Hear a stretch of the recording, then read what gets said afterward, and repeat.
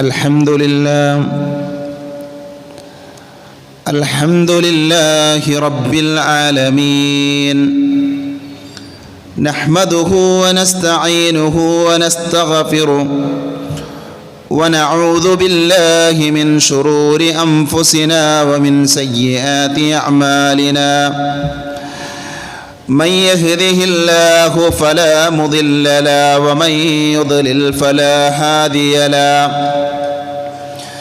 أشهد أن لا إله إلا الله وحده لا شريك له وأشهد أن محمدا عبده ورسوله اللهم صل على محمد وعلى آل محمد كما صليت على إبراهيم وعلى آل إبراهيم إنك حميد مجيد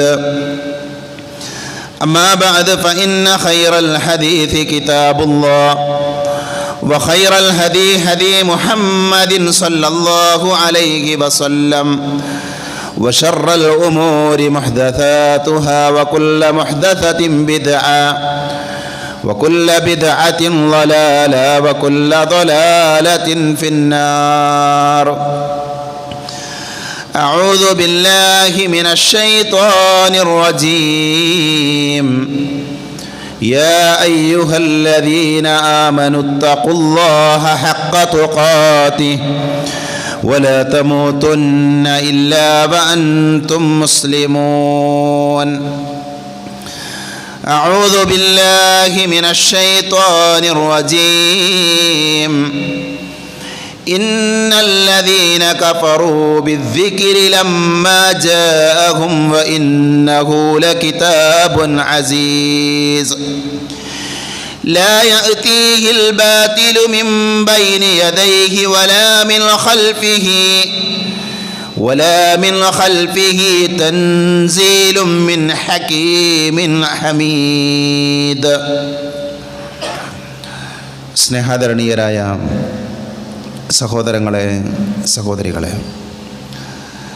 സർവാധിനാഥനായ അള്ളാഹുവിനെ സൂക്ഷിക്കണേ എന്ന് എന്നെയും നിങ്ങളെയും വളരെയധികം സ്നേഹത്തോടുകൂടെ ഓർമ്മപ്പെടുത്തുകയാണ്, ഉപദേശിക്കുകയാണ്. ഒരു മനുഷ്യൻ്റെ ഇഹലോക ജീവിതവും പരലോക ജീവിതവും സമാധാനവും സന്തോഷവും നിറഞ്ഞതാകണമെങ്കിൽ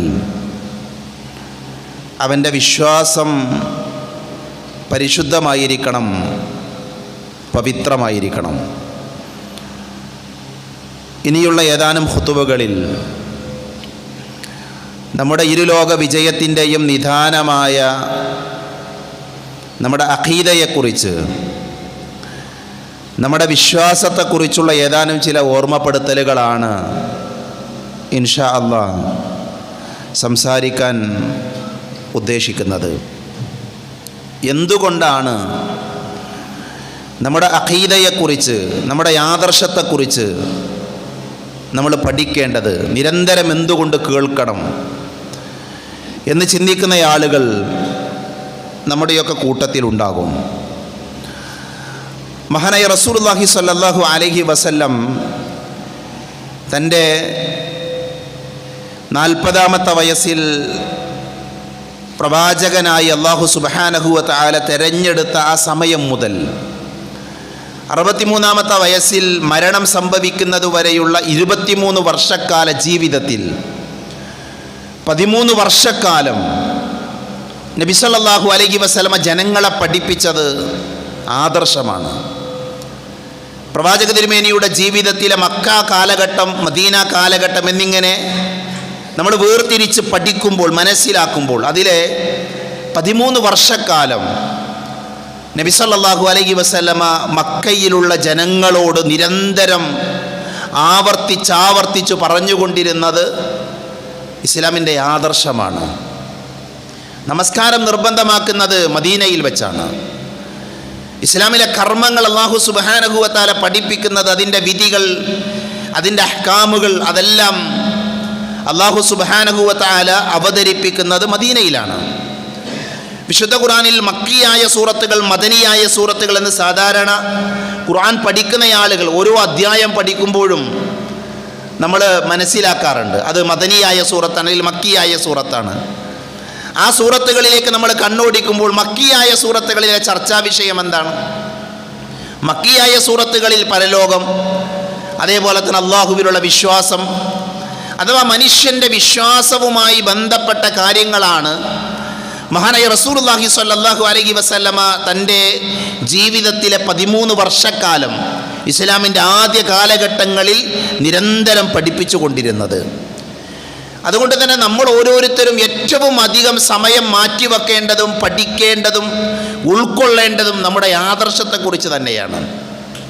എവിടെ നിന്നാണ് നമ്മൾ നമ്മുടെ ആദർശം സ്വീകരിക്കേണ്ടത്? ആരാണ് ഇതാണ് നമ്മുടെ ആദർശം, ഇതാണ് നമ്മുടെ അഖീദ എന്ന് ആരാണ് നമ്മളെ പഠിപ്പിക്കേണ്ടത്? ഏതെങ്കിലും പത്രങ്ങളിൽ നിന്നോ സാഹിത്യ ഗ്രന്ഥങ്ങളിൽ നിന്നോ ചാനലുകളിൽ നിന്നോ സ്വീകരിക്കേണ്ട ഒന്നല്ല നമ്മുടെ അഖീദ എന്ന് പറയുന്നത്, നമ്മുടെ ആദർശം എന്ന് പറയുന്നത്. മറിച്ച് നമ്മുടെ അഖീദ നമ്മൾ സ്വീകരിക്കേണ്ടത് ഇസ്ലാമിൻ്റെ പ്രമാണമായ വിശുദ്ധ ഖുർആനിൽ നിന്നും അതേപോലെ തന്നെ പ്രവാചകൻ സല്ലല്ലാഹു അലൈഹി വസല്ലമയുടെ സുന്നത്തിൽ നിന്നുമാണ്. ഞാൻ ആമുഖമായി ഓതി കേൾപ്പിച്ച ആയത്ത് അല്ലാഹു സുബ്ഹാനഹു വ തആല നാം പ്രമാണമായി സ്വീകരിക്കേണ്ട ഖുർആനിൻ്റെ പ്രത്യേകതയെ നമുക്ക് പറഞ്ഞു തരുന്ന ആയത്താണത്. അല്ലാഹു പറഞ്ഞത് ഇന്നല്ലദീന കഫറു ബിദ്ദിക്രി ലമ്മാ ജാഅഹും വഇന്നഹു ലകിതാബുൻ അസീസ്.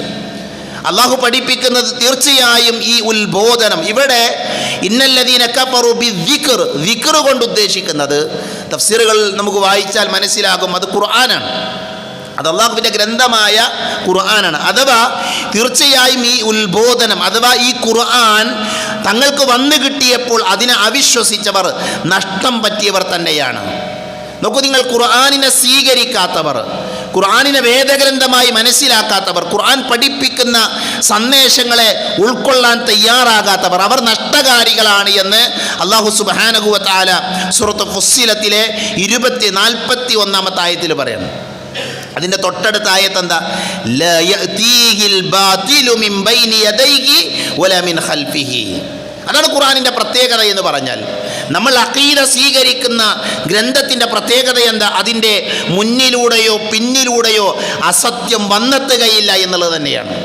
അഥവാ ഒരസത്യവുമില്ലാത്ത, ഒരു വൈരുദ്ധ്യവുമില്ലാത്ത തെളിമയാർന്ന വിശുദ്ധ ഖുർആനിൽ നിന്നാണ് നമ്മൾ അഖീദ സ്വീകരിക്കേണ്ടത്. ഏതെങ്കിലും വ്യക്തികൾ പറയുന്നതോ അല്ലെങ്കിൽ ഏതെങ്കിലും ആളുകൾ ഒരുമിച്ച് ചേർന്ന് അവരുണ്ടാക്കുന്നതോ അല്ല നമ്മുടെ ആദർശം.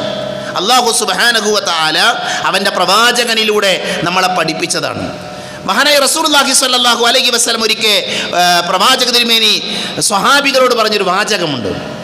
ഹദീസ് ഉദ്ധരിക്കുന്ന അബൂ ശുറൈഹൽ ഖുസയ്യ എന്ന് പറയുന്ന സ്വഹാബി പറയുകയാണ്. അദ്ദേഹം പറഞ്ഞ വാചകം, ഖറജ്ന അലൈഹി റസൂലുള്ളാഹി സ്വല്ലല്ലാഹു അലൈഹി വസല്ലം ഫഖാൽ.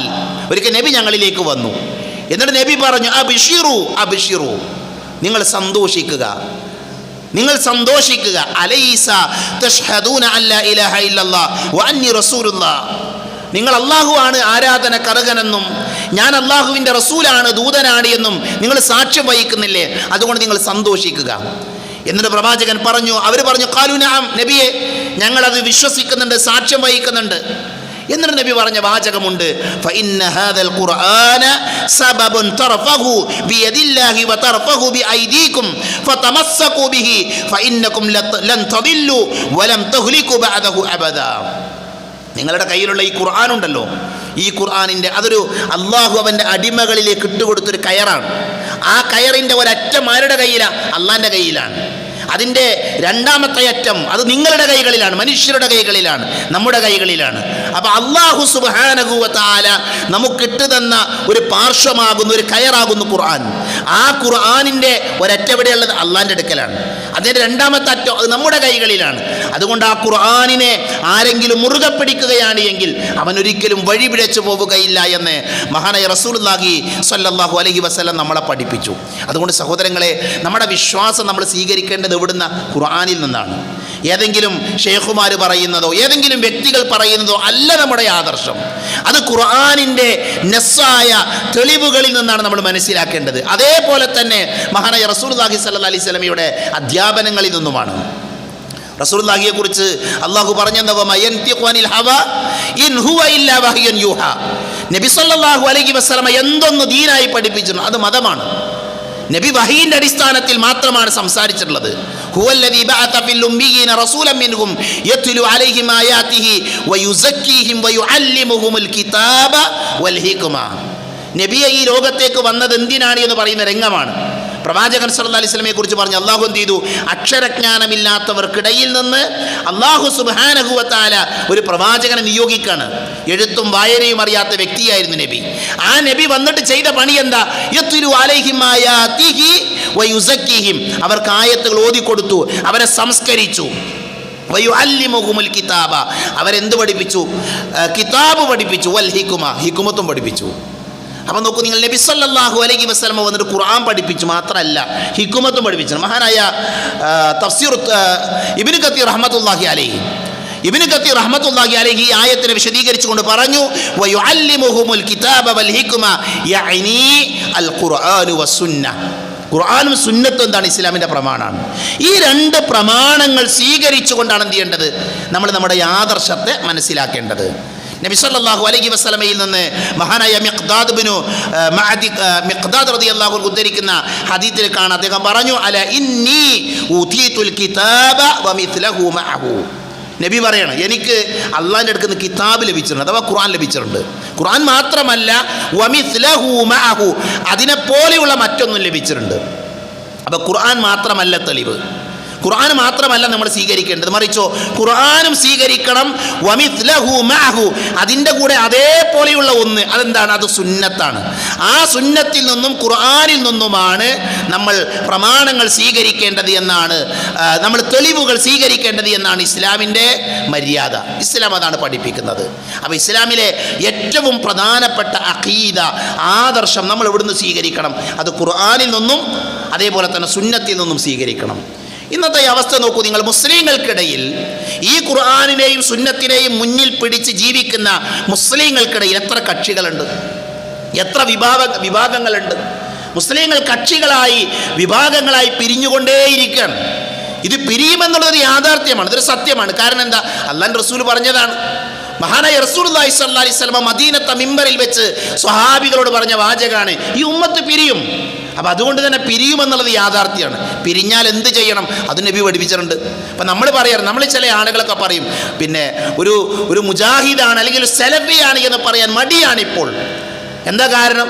ഇങ്ങനെ പിരിയാണ്, ഓരോ ദിവസം ഒരുപാട് സംഘടനകളാണ്, ഒരുപാട് കക്ഷികളാണ് എന്ന് പറയാറുണ്ട്. സഹോദരങ്ങളെ, നമ്മളെന്തിനും നിരാശരാകണം? മഹാനായ റസൂലുള്ളാഹി സ്വല്ലല്ലാഹു അലൈഹി വസല്ലം പഠിപ്പിച്ച കാര്യം പിരിയുമെന്നുള്ളത്. എന്നാൽ ആ പിരിയുമെന്ന് പറഞ്ഞതിൻ്റെ അവസാനത്തൊരു വാചകമുണ്ട്. ആ പിരിയുന്ന സമയത്ത് നമ്മൾ എടുക്കേണ്ട സ്റ്റാൻഡ് എന്താ? ഞാൻ എവിടുക്കില്ല, ഞാൻ ആരുടെ കൂടിയില്ല, ഞാൻ മാറി നിൽക്കുകയാണ്, ഞാൻ ഒറ്റക്ക് നിൽക്കുകയാണ് എന്ന് പറയുകയല്ല വേണ്ടത്. മറിച്ച് പ്രവാചകൻ പറഞ്ഞു, എല്ലാവരും നരകത്തിലാണ്, ഒരു മില്ലത്ത് മാത്രമേ സ്വർഗത്തിൽ പോകുള്ളൂ, ഒരു വിഭാഗം ആളുകളെ സ്വർഗത്തിൽ പോകുള്ളൂ. ആരാണോ ഖുർആനും സുന്നത്തും അനുസരിച്ച് നബിയുടെയും സ്വഹാബത്തിൻ്റെയും ചര്യ അനുസരിച്ച് കൊണ്ട് ജീവിക്കുന്നത്, അവരെ സ്വർഗത്തിൽ പോകുള്ളൂ. അതുകൊണ്ട് ഖുർആനും സുന്നത്തും നമ്മൾ പ്രമാണമായി സ്വീകരിക്കുക. ആ ഖുർആനും സുന്നത്തും ആർക്കാണോ ആദ്യം അവതരിച്ചത്, അതിൻ്റെ പ്രഥമ ഓഡിയൻസ് ആരാ? സ്വഹാബികളാണ്. നബിക്ക് ഇറങ്ങിയ ഖുർആൻ ആദ്യമായി നബിയിൽ നിന്ന് കേട്ടവർ സ്വഹാബികളാണ്. ആ സ്വഹാബികൾ എങ്ങനെയാണോ ഈ ദീനിനെ മനസ്സിലാക്കിയത്, അതേപോലെ നമ്മൾ മനസ്സിലാക്കുക, അതേപോലെ ഉൾക്കൊള്ളുക. അപ്പോഴെന്താകും? നമ്മുടെ ആദർശത്തിൽ വ്യതിയാനങ്ങൾ ഉണ്ടാവില്ല, നമ്മുടെ ആദർശത്തിൽ വൈരുദ്ധ്യങ്ങൾ ഉണ്ടാവില്ല. അതുകൊണ്ട് തന്നെ നമ്മുടെ അഖീദ പഠിക്കുമെന്ത് വേണം? എങ്ങനെയാണ് ഖുർആനിൽ നിന്നും ഹദീത്തിൽ നിന്നും സ്വഹാബികൾ അതിനെ മനസ്സിലാക്കിയത് എന്ന് അതേ രീതിയിൽ മനസ്സിലാക്കി നമ്മൾ പഠിക്കാൻ തയ്യാറാകുക. കാരണം എന്താ? നബി പറഞ്ഞു, ഖൈറുന്നാസി ഖർനി സുമ്മല്ലദീന യലൂനഹും സുമ്മല്ലദീന യലൂനഹും. ഏറ്റവും നല്ല നൂറ്റാണ്ട് ഏതാ? എൻ്റെ നൂറ്റാണ്ടാണ്. പിന്നെ അതിന് ശേഷമുള്ളതാണ്, പിന്നെ അതിന് ശേഷമുള്ളതാണ്. ആ സലഫുകൾ എങ്ങനെയാണോ വിഷയങ്ങളെ മനസ്സിലാക്കിയത്, അതേപോലെ നമ്മൾ എന്ത് ചെയ്യണം? മനസ്സിലാക്കണം. മഹാനായ ഇമാം അഹ്മദ് റഹ്മത്തുള്ളാഹി അലൈഹി പറഞ്ഞു, ഉസൂലു സുന്നത്തി ഇൻദനാ അത്തമസ്സുകു ബിമാ കാന അലൈഹി അസ്ഹാബു റസൂലില്ലാഹി സ്വല്ലല്ലാഹി അലൈഹി വസല്ലം വൽ ഇഖ്തിദാഉ ബിഹിം. അടിവരയിട്ട് പഠിക്കേണ്ട വാചകമാണ്. എന്താ അദ്ദേഹം പറയുന്നത്? നബിയുടെ സ്വഹാബികൾ എന്തൊന്നിലായിരുന്നോ അതിനെ മുറുകെ പിടിക്കലും അത് മാതൃകയാക്കലും നമ്മുടെ അടുക്കൽ അഹ്ലുസുന്നത്തിൻ്റെ അടിത്തറകളാണ്, ഉസൂലാണെന്നാണ്. ഇമാം അഹ്മദ് റഹ്മത്തുള്ളാഹി അലൈഹിയുടെ ഉസൂലു സുന്ന എന്ന് പറയുന്ന ഗ്രന്ഥത്തിൽ അദ്ദേഹം പറഞ്ഞ വാചകമാണ്. അതാണ് നമ്മുടെ അടിത്തറ. ഖുർആനും സുന്നത്തും അനുസരിച്ച് ജീവിച്ചവരാണ് സ്വഹാബികൾ. അവരെങ്ങനെ ഒരു കാര്യത്തെ മനസ്സിലാക്കിയത്, അവരെങ്ങനെയാണ് ഒരു കാര്യം ചെയ്തത്, അത് അതേപോലെ നമ്മൾ എന്ത് ചെയ്യുക, നമ്മൾ പഠിക്കുക, അത് അംഗീകരിക്കുക. തർക്കങ്ങളുണ്ടാകും, സ്വാഭാവികമാണ്. അഭിപ്രായ വ്യത്യാസങ്ങൾ ഉണ്ടാകും, സ്വാഭാവികമാണ്. ആ അഭിപ്രായ വ്യത്യാസങ്ങൾ വന്ന സമയത്ത് എങ്ങനെയാണ് സ്വഹാബികൾ പ്രശ്നങ്ങളെ പരിഹരിച്ചത്? സഹോദരങ്ങളെ, പ്രിയപ്പെട്ട സഹോദരികളെ, നബി സല്ലല്ലാഹു അലൈഹി വസല്ലം മരിച്ച സ്പോട്ടിൽ, നബി മരിച്ച സമയത്ത് പ്രശ്നങ്ങൾ ഉണ്ടായിട്ടുണ്ട്. ഇസ്ലാമിക ചരിത്രം പരിശോധിച്ച് നോക്കൂ നിങ്ങൾ. നബി മരിച്ച സ്പോട്ടിൽ 3 പ്രശ്നങ്ങളുണ്ടായി.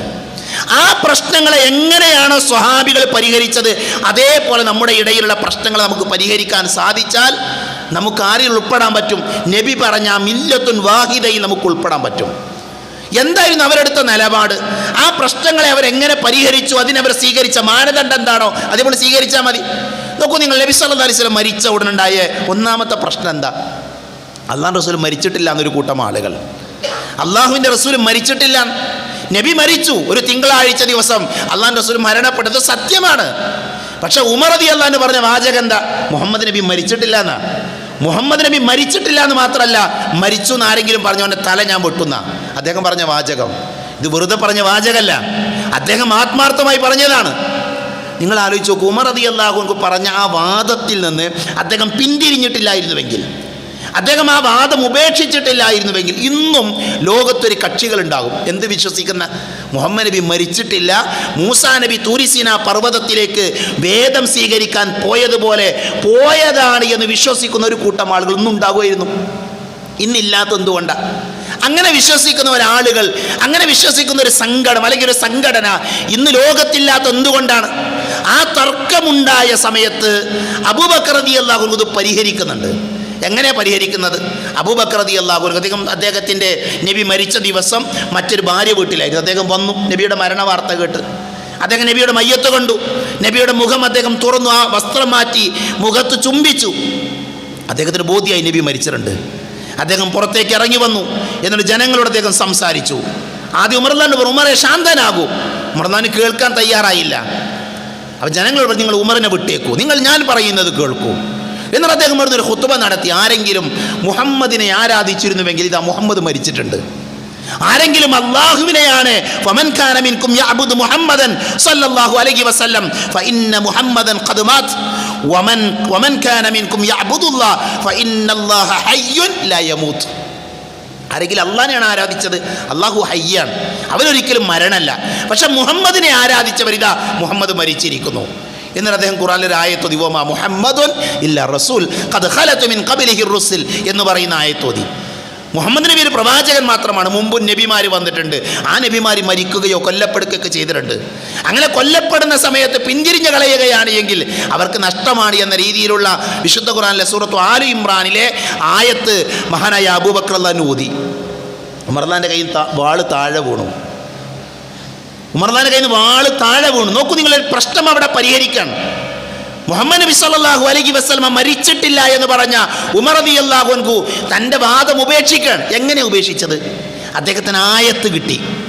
ഉമർ റളിയല്ലാഹു അൻഹു കാലഘട്ടത്തിൽ പറയുന്നുണ്ട്, ഞാൻ മുഹമ്മദ് നബി മരിച്ചത് എനിക്കൊരിക്കലും ഉൾക്കൊള്ളാൻ പറ്റിയിട്ടില്ല, എനിക്കൊരിക്കലും ഇത് അംഗീകരിക്കാൻ കഴിയുന്നില്ല.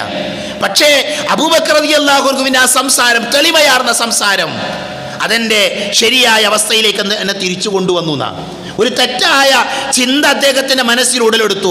ആ ചിന്തയിൽ നിന്ന് അദ്ദേഹം മാറിയത് എങ്ങനെയാണ്? അദ്ദേഹം മാറിയത് പ്രമാണം മുന്നിൽ കണ്ടപ്പോഴാണ്, ആ പ്രമാണം കേട്ടപ്പോഴാണ്. നോക്കൂ നിങ്ങൾ, ഒന്നാമത്തെ പ്രശ്നം പരിഹരിച്ചു, പ്രമാണം കിട്ടി.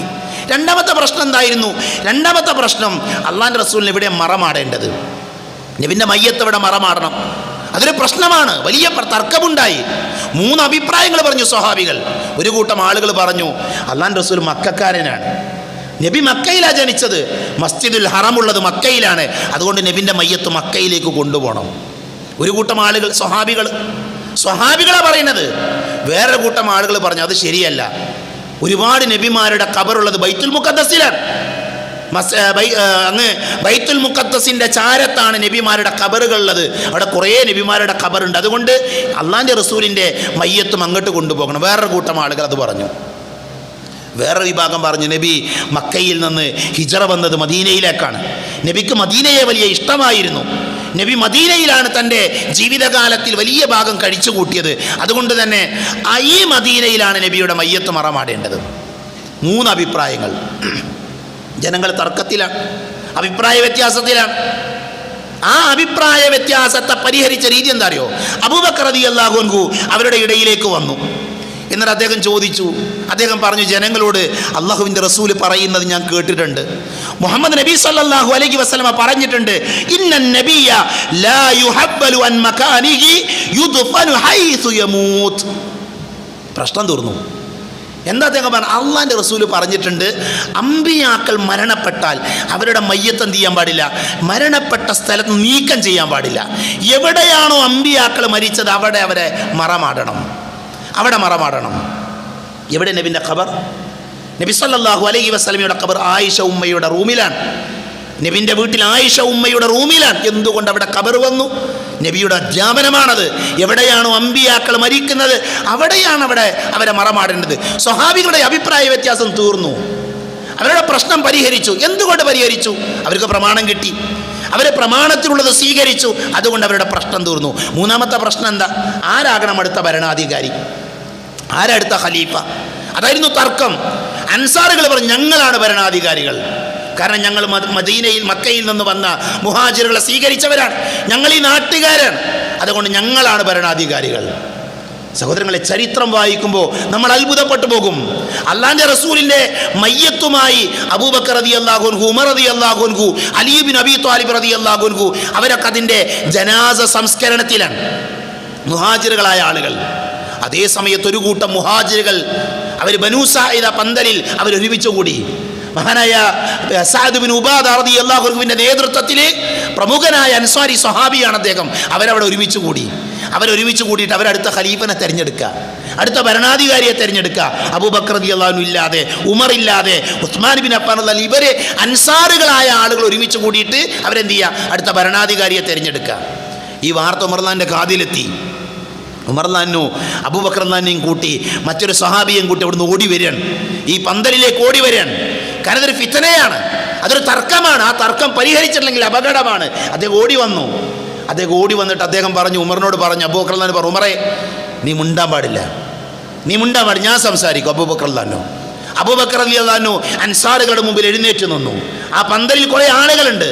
അവിടുന്ന് അദ്ദേഹം ഹംദും സലാത്തൊക്കെ ചൊല്ലിയിട്ട് അവർ സംസാരിക്കുകയാണ്. അദ്ദേഹം സംസാരിക്കാൻ തുടങ്ങി. അദ്ദേഹം അൻസാറുകൾ ഇസ്ലാമിൽ ചെയ്ത സേവനങ്ങളെ അദ്ദേഹം എണ്ണി എണ്ണി പറഞ്ഞു. അള്ളാഹിൻ്റെ റസൂല് അൻസാറുകളുടെ പ്രത്യേകതകൾ പറഞ്ഞതൊക്കെ അവരെ ഓർമ്മപ്പെടുത്തി. അവരതൊക്കെ കേട്ടിരുന്നു, ശാന്തമായി അവരൊക്കെ കേട്ടിരുന്നു. എന്നിട്ട് അദ്ദേഹം പറഞ്ഞൊരു വാചകമുണ്ട്. മഹാനായ റസൂലുള്ളാഹി സ്വല്ലല്ലാഹു അലൈഹി വസല്ലമ പറഞ്ഞിട്ടുണ്ട്, അൽ അഇമ്മതു മിൻ ഖുറൈശ്, അൽ അഇമ്മതു മിൻ ഖുറൈശ്, നേതൃത്വം എന്ന് പറഞ്ഞാൽ അത് ഖുറൈശികൾക്കാണ് എന്ന് മുഹമ്മദ് നബി സല്ലല്ലാഹു അലൈഹി വസല്ലം പറഞ്ഞിട്ടുണ്ട്. ഇന്ന ലഹും അലൈക്കും ഹഖ്ഖ ഫഖാല ലഹു സഅദ്. അത് കേട്ട മഹാനായ സഅദ് ബിൻ ഉബാദ റളിയല്ലാഹു അൻഹു അൻസാറുകൾ നേതാവാക്കാൻ വേണ്ടി നിശ്ചയിച്ചിരുന്ന, ഖലീഫയാക്കാൻ വേണ്ടി നിശ്ചയിച്ചിരുന്ന സഅദ് റളിയല്ലാഹു അൻഹു പറഞ്ഞു. അബൂബക്കർ റളിയല്ലാഹു ചോദിക്കുന്നുണ്ട്, സഅദേ അള്ളാഹിൻ്റെ റസൂൽ ഇങ്ങനെ പറഞ്ഞ് നിങ്ങൾ കേട്ടിട്ടില്ലേ? അള്ളാഹിൻ്റെ റസൂൽ ഈ പഠിപ്പിച്ച നിങ്ങൾ കേട്ടിട്ടില്ലേ? ആ സമയത്ത് അദ്ദേഹം പറഞ്ഞു, ഫഖാല ലഹു സഅദുൻ സദഖത. അബൂബക്കർ പറഞ്ഞത് സത്യമാണ്, ശരിയാണ്. നഹ്നുൽ വുസറാ വ അൻതുമുൽ ഉമറാ. തർക്കം തീർന്നു. ഞങ്ങൾ നിങ്ങളുടെ സഹായികളാണ്, ഞങ്ങൾ നിങ്ങളുടെ മന്ത്രിമാരാണ്, നിങ്ങൾ ഞങ്ങളുടെ നേതാക്കന്മാരാണ്, നിങ്ങളാണ് ഭരിക്കേണ്ട ആളുകൾ. സഹോദരങ്ങളെ, എന്തുകൊണ്ട് ആ പ്രശ്നം തീർന്നു? നോക്കൂ, നിങ്ങൾ നേതൃത്വത്തിന് വേണ്ടിയുള്ള ഒരു കടിപിടിയുടെ മുന്നിൽ വെച്ച് ആ പ്രശ്നം പരിഹരിച്ചത് എങ്ങനെ അറിയോ? അള്ളാഹിൻ്റെ റസൂൽ പറഞ്ഞു എന്നാ കേട്ടത്. മുഹമ്മദ് നബി സല്ലല്ലാഹു അലൈഹി വസല്ലം പറഞ്ഞു, പ്രശ്നം അവിടെ അവസാനിക്കുകയാണ്. ഈ നിലപാടിലേക്ക് എന്നാണോ നമുക്ക് വരാൻ പറ്റുന്നത്? നമ്മുടെ ഇടയിലുള്ള എന്ത് പ്രശ്നങ്ങളാകട്ടെ, മുസ്ലിം സംഘടന, ഒരുപാട് സംഘടനകളുണ്ട് കേരളത്തിൽ, ഒരുപാട് തർക്കങ്ങളുണ്ട്. ആ തർക്കങ്ങളെയൊക്കെ മുന്നിൽ വെച്ച് നമ്മൾ പഠിക്കുക, ഓരോന്ന് പഠിക്കാം. എന്നിട്ട് നമ്മൾ നോക്കുക ആരാണിത് പറഞ്ഞത്. ഇപ്പോൾ ഉദാഹരണം, നബിദിനം ആഘോഷിക്കണമെന്ന് വാദിക്കുന്ന ആളുകൾ, അല്ലാഹുവിൻ്റെ റസൂൽ പറഞ്ഞുകൂടോ നമ്മൾ ആഘോഷിക്കണമെന്ന്? മുഹമ്മദ് നബി സല്ലല്ലാഹു അലൈഹി വസല്ലമ നബിദിനം ആഘോഷിക്കാൻ പഠിപ്പിച്ചിട്ടുണ്ട് എങ്കിൽ നമ്മൾ ചെയ്യണം. എന്തുകൊണ്ട് നമ്മൾ ചെയ്യാത്തത്? നബി പറഞ്ഞിട്ടില്ല സഹോദരങ്ങളെ, നബി സല്ലല്ലാഹു അലൈഹി വസല്ലമ കാണിച്ചു തന്നിട്ടില്ല. മരിച്ച വീട്ടിൽ മയ്യത്തിൻ്റെ സമീപത്ത് ഖുർആൻ ഓതണമെന്ന് അല്ലാഹുവിൻ്റെ റസൂൽ പറഞ്ഞിട്ടുണ്ട് എങ്കിൽ നമ്മൾ ചെയ്യണം. എന്തുകൊണ്ടാണ് ചെയ്യാത്തത്? അതിന് സ്വഹീഹായ പ്രമാണങ്ങൾ നമുക്ക് ലഭിച്ചിട്ടില്ല. നമ്മൾ മാറി നിൽക്കുന്ന ഏത് വിഷയമാകട്ടെ ആ വിഷയങ്ങളിലുള്ള നിലപാടെന്താ? ആ ഒരു നിലപാട് നമ്മൾ എടുക്കുന്നത് എന്തുകൊണ്ടാണ്? നബി പഠിപ്പിക്കാത്തത് കൊണ്ടാണ്. അതുകൊണ്ട് തന്നെ നമ്മുടെ ഇടയിലുള്ള തർക്കങ്ങൾക്കുള്ള പരിഹാര മാർഗം എന്താ? ഫഇൻ തനാസഅതും ഫീ ഷൈഇൻ ഫറുദ്ദൂഹു ഇലല്ലാഹി വറസൂൽ. തർക്കണ്ടോ? അല്ലാഹുവിലേക്കും റസൂലിലേക്കും മടക്കിക്കോളി. അള്ളാഹു റസൂൽ എന്തു പറഞ്ഞു അത് സ്വീകരിച്ചോളൂ. നിങ്ങളുടെ കൈകാര്യകർത്താക്കൾ, നേതാക്കന്മാർ എന്ന് പറയുമ്പോൾ എന്താ മനസ്സിലാക്കേണ്ടത്? വിവരമുള്ള ആലിമുകളായ ആളുകൾ, ആ വിഷയത്തിൽ ഇന്നലകളിൽ കഴിഞ്ഞു പോയ ആളുകളുണ്ട്. അതേപോലെ ഇന്ന് ജീവിച്ചിരിക്കുന്ന പണ്ഡിതന്മാരുണ്ട്. ഇസ്ലാമിക ലോകത്ത് ധാരാളം പണ്ഡിതന്മാരുണ്ട്. നമുക്കറിയാത്തൊരു പുതിയ മസാല വന്നു, ഒരു പുതിയ പ്രശ്നം വന്നു, മുൻപ് കാലഘട്ടങ്ങളിലില്ലാത്തൊരു ഇഷ്യൂ ഉണ്ടായാൽ പണ്ഡിതന്മാരത് പഠിക്കും, അവർ മനസ്സിലാക്കും, എന്നിട്ട് അവർ നമുക്കത് പറഞ്ഞു തരും, വിശദീകരിച്ചു തരും. അതുകൊണ്ട് തന്നെ തർക്കങ്ങൾ പരിഹരിക്കാനുള്ള വഴി നമ്മുടെ മുമ്പിലുണ്ട്. ആ വഴി എന്ത് ചെയ്യുക? നമ്മൾ സ്വീകരിക്കുക. എന്നിട്ട് നമ്മൾ എന്ത് ചെയ്യുക? നമ്മുടെ ജീവിതത്തെ നമ്മൾ മുന്നോട്ട് കൊണ്ടുപോവുക. അതിലേറ്റവും പ്രാധാന്യമുള്ള വിഷയം എന്താ? അഖീദയാണ്, ആദർശമാണ്. ആദർശരംഗത്ത് തർക്കങ്ങളുണ്ട്, ആദർശരംഗത്ത് അഭിപ്രായ വ്യത്യാസങ്ങളുടെ ഒരു സംശയമല്ല. ഇസ്ലാമിക ലോകത്ത് എവിടെയൊക്കെ മുസ്ലിങ്ങളുണ്ട് അവിടെയൊക്കെ തർക്കങ്ങളുണ്ട്. നമ്മുടെ നാട്ടിൽ മാത്രമൊന്നല്ല, നമ്മുടെ നാട്ടിലുള്ള ഏതൊക്കെ തർക്കങ്ങളുണ്ട് ആ തർക്കങ്ങളൊക്കെ പല രാജ്യങ്ങളിലുണ്ട്, നമ്മളറിയാത്തതുകൊണ്ടാണ്. ഏറ്റവും അവസാനമായി നമ്മുടെയൊക്കെ കൂട്ടത്തിലുണ്ടായ തർക്കങ്ങളുണ്ട്, നമുക്കറിയാം. അത് ആ തർക്കങ്ങളുടെ നേർപതിപ്പ്, ആ തർക്കങ്ങൾ ഒരു വള്ളി പോലും വിടാതെ അതേ രീതിയിലുള്ള തർക്കങ്ങൾ, അതേപോലെയുള്ള അഭിപ്രായങ്ങൾ വേറെയുള്ള അറബ് രാജ്യങ്ങളിൽ, അറബ് ലോകത്തുള്ള പണ്ഡിതന്മാർക്കിടയിൽ നമുക്ക് കേൾക്കാൻ പറ്റിയിട്ടുണ്ട്. നമ്മൾ നടത്തുന്നത് പോലെ ഡിബേറ്റ് നടത്തുന്ന, പൊതുജനങ്ങളുടെ മുമ്പിൽ പോയി സംസാരിക്കുന്ന പണ്ഡിതന്മാരുണ്ട്, ഇന്നും ജീവിച്ചിരിക്കുന്ന പണ്ഡിതന്മാരുണ്ട്. നമ്മളൊക്കെ അവരുടെ പ്രഭാഷണങ്ങൾ കേൾക്കുന്ന ആൾക്കാരാണ്, അത് പഠിക്കാൻ ശ്രമിക്കുന്ന ആൾക്കാരാണ്. അപ്പം അതുകൊണ്ട് തന്നെ ഏറ്റവും പ്രാധാന്യമുള്ള വിഷയം അഖീദയാണ്. അഖീദയിലെ തർക്കങ്ങൾ എന്ത് ചെയ്യണം? പഠിക്കണം. നമ്മളെല്ലാവരും ബാധ്യതയാണ്. ഇത് തർക്കങ്ങൾ പഠിക്കണം എന്തിനറിയോ? നമ്മുടെ അഖീദ ശരിയാകാൻ വേണ്ടിയിട്ടാണ്. അപ്പം ഞാൻ വെറുതെ നിങ്ങളുടെ മനസ്സിലേക്ക് ഒരു ചോദ്യം ഇട്ട്, എന്താണ് അൻവാഉ തൗഹീദ് എന്ന് പറഞ്ഞാൽ എന്ന് ചോദിച്ചാൽ എത്ര ആൾക്കാർക്ക് അറിയാം? ആദർശം പഠിക്കണം എന്തിനാ? തൗഹീദ് എന്ന് പറഞ്ഞാൽ എന്താണെന്ന് ചോദിച്ചാൽ അറിയില്ല ആളുകൾക്ക്. ഞാൻ ആരെയും കുറ്റപ്പെടുത്തല്ല. തൗഹീദിൻ്റെ ഇനങ്ങൾ എന്താണ് അസ്മാ വ സിഫാത്ത്? അതുകൊണ്ട് ഉദ്ദേശിക്കുന്നത് എന്താണ്? അസ്മാ വ സിഫാത്തൊക്കെ ഇസ്ലാമിക ലോകത്തുള്ള പണ്ഡിതന്മാർ വിശദീകരിച്ചത് വായിച്ച സഹോദരങ്ങൾ അത്ഭുതപ്പെട്ടു പോകും. നമ്മൾ അത്രമാത്രം നമ്മുടെ ആദർശത്തെ ബലപ്പെടുത്തുന്ന, ആദർശത്തോട് കൂറുണ്ടാക്കുന്ന, അള്ളാഹുവിനെ കുറിച്ചുള്ള ഒരു വല്ലാത്ത വികാരം നമ്മുടെ മനസ്സിലുണ്ടാക്കുന്ന വിഷയമാണ് അഖീദ എന്ന് പറഞ്ഞാൽ. അതുകൊണ്ട് തന്നെ അഖീദയെക്കുറിച്ച് പഠിക്കാൻ, മനസ്സിലാക്കാൻ നമ്മൾ എന്ത് ചെയ്യുക? നമ്മൾ സമയം കണ്ടെത്തുക. ഞാൻ അഖീദ പഠനത്തിൻ്റെ പ്രാധാന്യവും അതിൻ്റെ ആവശ്യകതയുമാണ് പറഞ്ഞു. ഇൻഷാ അല്ലാഹ് വരുന്ന ഖുതുബകളിൽ നമ്മുടെ ആദർശം എന്താണ് എന്ന് കൃത്യമായി പഠിക്കാൻ നമുക്ക് പരിശ്രമിക്കാം. അല്ലാഹു സുബ്ഹാനഹു വ തആല നമുക്കതിന് തൗഫീഖ് നൽകി നമ്മെ അനുഗ്രഹിക്കുമാറാകട്ടെ.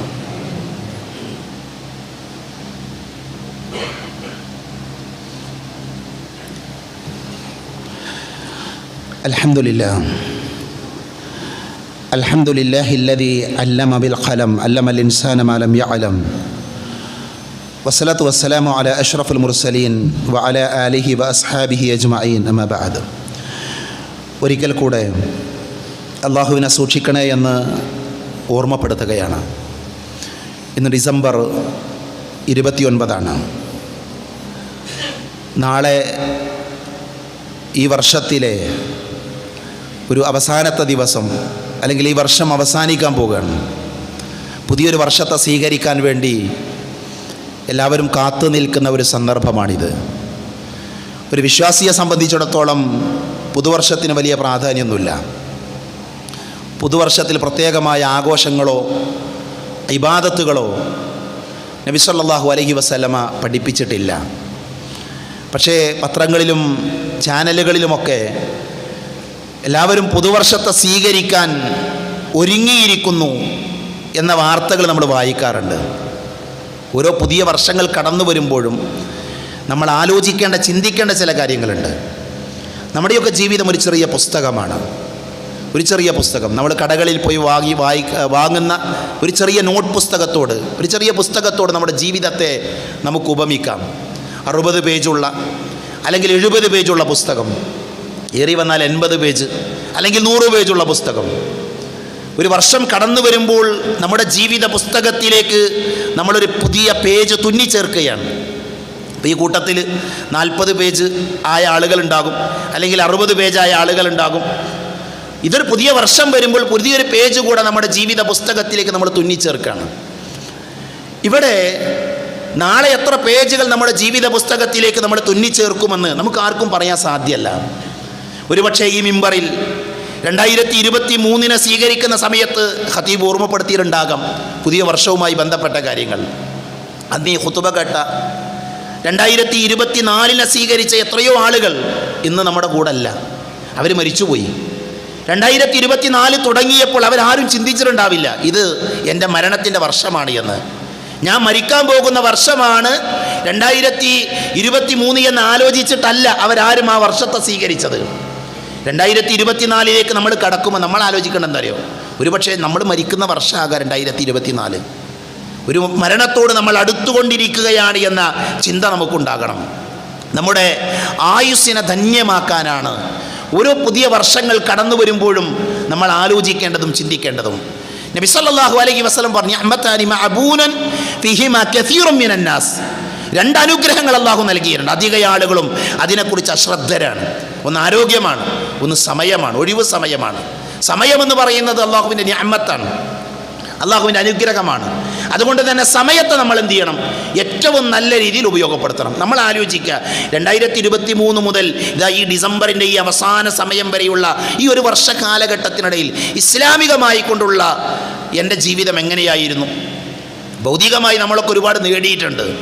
നമ്മളെല്ലാവരും ഭക്ഷണം കഴിക്കുന്നുണ്ട്, നമ്മളെല്ലാവരും സന്തോഷത്തോടെ ജീവിക്കുന്നുണ്ട്, വസ്ത്രം ധരിക്കുന്നുണ്ട്, രോഗം വന്നപ്പോൾ നമ്മൾ ചികിത്സിച്ചിട്ടുണ്ട്, ഒക്കെ ചെയ്തിട്ടുണ്ട്. എന്നാൽ ഇസ്ലാമികമായി നമ്മൾ എവിടെയായിരുന്നു? ഇസ്ലാമിന് വേണ്ടി നമ്മുടെ സേവനം എന്തായിരുന്നു? ആ ഒരു സേവനത്തെക്കുറിച്ച് വിലയിരുത്തുകയും അടുത്ത വർഷത്തിലേക്ക് ഒരു പുതിയ വർഷം കടന്നു വരുമ്പോൾ ഇസ്ലാമിനെ എങ്ങനെ ആളുകളിലേക്ക് എത്തിക്കാൻ എനിക്ക് സാധിക്കും എന്ന് ആലോചിക്കുകയും ചെയ്യേണ്ട ഒരു സമയമാണിത്. കാരണം ഇസ്ലാമിൻ്റെ ദഅവത്ത് ഏറ്റവും ഭംഗിയായി നടക്കേണ്ട ഒരു കാലഘട്ടത്തിലാണ് നമ്മൾ ജീവിക്കുന്നത്. ആളുകൾ ഇസ്ലാമിനെ തെറ്റിദ്ധരിച്ചു കൊണ്ടിരിക്കുന്ന, അല്ലെങ്കിൽ മനഃപൂർവ്വം തെറ്റിദ്ധരിപ്പിച്ചു കൊണ്ടിരിക്കുന്ന ഒരു കാലഘട്ടം. ഇവിടെ ഇസ്ലാമിനെ ആളുകൾക്ക് പറഞ്ഞു കൊടുക്കണം, അത് നമ്മുടെയൊക്കെ ബാധ്യതയാണ്. അത് ഖതീബിൻ്റെ ബാധ്യത മാത്രമല്ല, അത് അറബി കോളേജിൽ പഠിക്കുന്ന ആളുകളുടെ മാത്രം ബാധ്യതയല്ല. ആരൊക്കെ മുസ്ലിം ആയിട്ടുണ്ടോ, ആരൊക്കെ വിശ്വാസിയായിട്ടുണ്ടോ, അവരുടെ എല്ലാവരുടെയും ബാധ്യതയാണ്. നമസ്കാരം പോലെ നിർബന്ധമായൊരു കടമയാണ് ഇസ്ലാമിക പ്രബോധനം. നമസ്കാരം പോലെ നിർബന്ധമായ കടമയാണ്. അതുകൊണ്ട് തന്നെ ഈ വരുന്ന വർഷത്തിൽ എന്തൊക്കെ ദഅവാ രംഗത്ത് നമുക്ക് ചെയ്യാൻ പറ്റും, അങ്ങനെ ആലോചിക്കുക. ഒരു നല്ല ചിന്തകൾ ഉണ്ടാക്കാൻ വേണ്ടി നമ്മൾ ഓരോരുത്തരും ആത്മാർത്ഥമായി പരിശ്രമിക്കുക.